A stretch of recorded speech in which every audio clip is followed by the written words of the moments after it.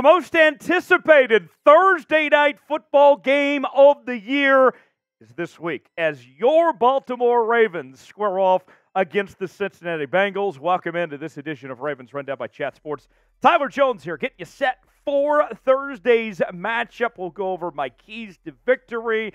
We'll also break down the injury report and my prediction coming up at the end of today's show. Both teams with high-powered offenses, young quarterbacks, a Bengals team that's very desperate. Meanwhile, a Ravens team that would love to extend their lead in the division race. What's it going to take to get a victory? I'll tell you in one moment. Before we do, if you want the Ravens to beat those Bengals, go ahead and like today's video. Don't jinx it. Don't make me come find you because you didn't like today's video. The Ravens odds go up just by simply liking today's video. Don't doubt me. Don't jinx it. Just trust me on this. Like the video, and we'll get started with today's show. Let's begin with the injury report for the Ravens. And there are some notable players on said injury report. OBJ, that's nothing new. Kyle Van Noy also on the list. Daryl Worley, those guys are questionable. Meanwhile, Marlon Humphrey, also questionable, as is Ronnie Stanley and Trenton Simpson, those injuries coming from Sunday's game. Meanwhile, the Cincinnati Bengals are a little banged up as well. In fact, even a little bit more so than the Baltimore Ravens. Most notably, T. Higgins, doubtful with a hamstring injury, and then a couple defensive players also as well on the list for Cincinnati. 7 players in total on the injury report for the Bengals. Now, for me, Trey Henderickson also one of the big ones on that list. For me, what's interesting when I look at the Ravens side of things is the injuries on the defense. When you face an offense like Cincinnati that's so explosive, you need everybody, all hands on deck, right? And I'm a little concerned with not having Kyle Van Noy potentially, who's been one of the Ravens' best pass rushers, and some of these other guys here. To me, that isn't ideal, but you find a ways to play through it, right? So, I got my prediction coming up later, but I want to hear from you guys first. Who wins? What's the final score? Way in that comment section. It's our pinned comment today. Tell me how this game ultimately plays out. Let me know what you think, who wins, and what the final score will be. First and foremost, the obvious one when we're talking about keys to the game is getting after Joe Burrow, the Cincinnati Bengals quarterback. And Joe Burrow has been in the league now 4 seasons. And one thing has not changed with Joe Burrow in his time in the NFL so far is that the Bengals have continued to struggle to protect Joe Burrow. They've made changes throughout the offensive line. They've brought in a lot of different personnel, but at the end of the day, they still can't protect their quarterback. And that's why the Bengals don't deserve Joe Burrow, if we're going to be quite frank with you. Since 2020, Joe Burrow has been sacked a grand total, I did the math on this today, 146 times. That's more than any other quarterback in the National Football League. And 22 times this season. Remember, the Bengals' O-line was supposed to be improved. They brought in Orlando Brown from the Chiefs and all that. Still 10th most sacks this season of any quarterback in the league. The Ravens have their share of pass rushers, which could make for a long day for the Bengals QB. Now, if Kyle Van Noy can't play, you still have Clowney, who's played very well. He's been a nice investment. Patrick Queen, he's having a career season. Odafe Oweh, among others here. These guys should be able to get after Joe Burrow, give him hell out there, and, it should make for a long night, potentially, for Joe Burrow with the Ravens pass rush, one of the best pass rushers in the league, and the lack thereof on the Bengals offensive line. So, here's a little challenge for you. For every sack on Joe Burrow, I want you to comment sack in the comments section. This is how this works. Believe me on this, folks. If you type sack in the comments, that equals 1 sack. You type it twice, 2 sacks. For every sack comment, that's a sack on Joe Burrow. So, if you want him to go down, if you want the Ravens defense to have a big day, spam sack in that comment section to show some love for that Ravens defense. Today's show is brought to you by Game Time. Game Time, the place to go for the best seats for the lowest prices, guaranteed. And I got to tell you, this weekend, got to see my Kansas Jayhawks play a little football and basketball action in Lawrence, and you better believe I used Game Time to save money and get the best seats. And you can too, whether you're going to Ravens games, whether you're going to concerts, other sporting events, comedy shows, you name it. Game Time's got you covered. They have the prices listed. Then you pick the seat that you want. You get that view to figure out if it's really for you or not. And then within a matter of moments, you are paying for your tickets, whether it's with Apple Pay, Google Pay. It's very easy and user-friendly. Maybe you decide in the last minute, you know what, I want to go to that game. You can do so with Game Time. They make it easy for you. And here's what we're offering our viewers here on Ravens Rundown. You can have $20 off your next purchase. If you want to go to Thursday night's game, save some money with Game Time. $20 off with the promo code RAVENSCHAT. Download Game Time today. Terms and conditions do apply. The link is in the comments and the description of today's video. Game Time, $20 off, promo code RAVENSCHAT. Number 2 on our keys to victory, finding an X factor. Maybe not a guy that is consistent every week, but could make a difference. And there's one particular player in mind for me that could be that X factor of sorts. And for me, that's Nelson Agholor. Now, I'm not saying Nelson Agholor has to be that X factor, but he's the one that stands out to me that has the best chance of being that guy.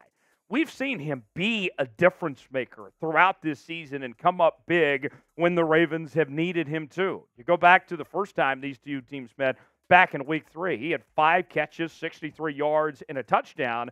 But then comparably speaking to a week ago against the Cleveland Browns, didn't even have a single catch in that game. He's the Ravens' 4th leading receiver. We know that Nelson Agholor is a very solid player, and he's been a fine addition for this Ravens team. He, remember, was the first player they signed back in free agency. He's been a good fit, but he's been kind of in and out. I think they need Nelson Agholor to have a really nice game here. You can see his season statistics are better than probably what most people expected so far this year, with about 18 catches, 224 yards, over 12 yards of reception, 2 touchdowns.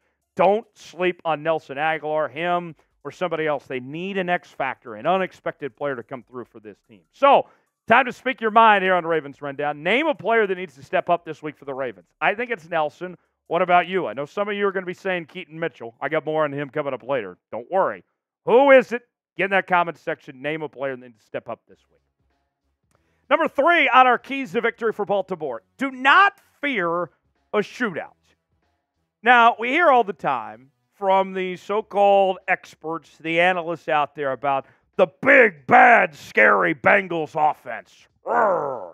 That's all we've heard all offseason long. Joe Burrow, Joe Mixon, T. Higgins, Jamar Chase, on and on and on.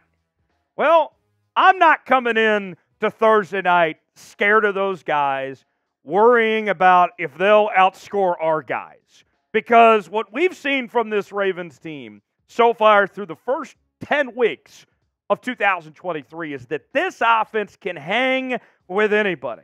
And not just the fact that I have confidence in what the Ravens offense can do, but look at the trends, the analytics, where the statistics go to tell this story of what I'm telling you now. The Bengals, that big, bad, scary Bengals offense, you know what? They are winless, 0-4 this season, when they give up 22 points or more. So, if the opposing offense that faces Cincinnati has a big day, they lose. That's what the analytics say. And then another step further, think about this. The Bengals have allowed their opponents to be successful on 52.4% of plays since Week 7. So what I mean by this, of this shootout, points obviously coming at a premium, but those big plays, that is a weakness that really you could expose and turn this thing into a shootout of, getting multiple possessions going by getting those big explosive plays. And then there's one more for you. I'm not stopping there. The Bengals are undefeated when allowing less than 3 explosive runs this season. So what all 3 of those trends and analytics are telling me is this, that the Ravens will win this football game if they score 22 points or more, if they can have the explosive big plays and the explosive run plays. So don't be afraid to get this into a shootout. Go get those big plays, do your thing, and you're going to win this football game. Folks, we are going to be live right here on Ravens Rundown coming up on Thursday night for Thursday Night Football. Our watch party will be getting things going about an hour prior to kick. And I got to tell you, folks, it is going to be an incredible time. You will not want to miss it here on the channel. We're going to be live here on Ravens Rundown. Our Bengals channel is also going to be live. We're going to be competing with Tom Downey and the gang all night long. Subscribe now, join us, and let's do our part to get that Ravens win on Thursday. Tom, send in a little video with some trash talk ahead of Thursday night. I may not be the smartest man, but I do know three things. Number one, the Ravens are a very good football team. I'm not dumb. I'm happy to acknowledge that. I also know when it's a close game against a good team like the Bengals, this year they have a tendency to choke and blow it. And I know Bengals Breakdown is going to crush you guys in Super Chats during Thursday Night Football. Hoo-day. We're not going to let Downey get away with that. And the Bungles and all their nasty fans here. Join us on Thursday night. Subscribe to the channel. We're going to beat them not just on the football field, but off the football field as well, and show why you guys are the best fans of the National Football League. We will see you on Thursday right here on Ravens Rundown. Number 4 on our keys to victory for Baltimore is winning the time of possession. And think about this. I told you a long time ago that I really liked the hire of Todd Monken. He was my number one candidate for the Ravens to hire as their OC. And one of the things that we were sold on about Todd Monken coming to Baltimore was the fact that he could really dictate the tempo of an offense, that we've seen him run fast-paced, no-huddle, air raid offenses. And we've also seen him have teams that pounded the rock and wore out clock, and that he was going to bring to this Baltimore Ravens team not an air raid scheme where they were going to, wear out their own defense, but be able to dictate tempo as they see fit depending on the matchups. And for me, one thing I look at is the Ravens have had the ball most of any team in the NFL this season, a grand total of 317 minutes and 53 seconds. So Todd Monken is doing effectively what he was hired to do, which was to control the clock and dictate tempo. They have done that. Now, to take it even a step further, one thing that I would like to see as far as getting the clock to your advantage and not to be in these games where you're giving up these leads, more on that in a second as well, is running the damn football in crunch time. Control the clock. We've seen the Ravens kind of get away from the run game at times. And a guy I want to see in particular is Keaton Mitchell. Keaton Mitchell was great against Seattle a couple weeks ago. Last week, somehow, he only had 3 carries. 3 carries, 34 yards, and a touchdown. He was good in the 3 attempts he got. I want to see more Keaton Mitchell. I want to see this team run the football more. And think about this. Going back to where we started on this time of possession thing. The Bengals are undefeated when possessing the ball longer than their opponent this season that's tied for first in the league.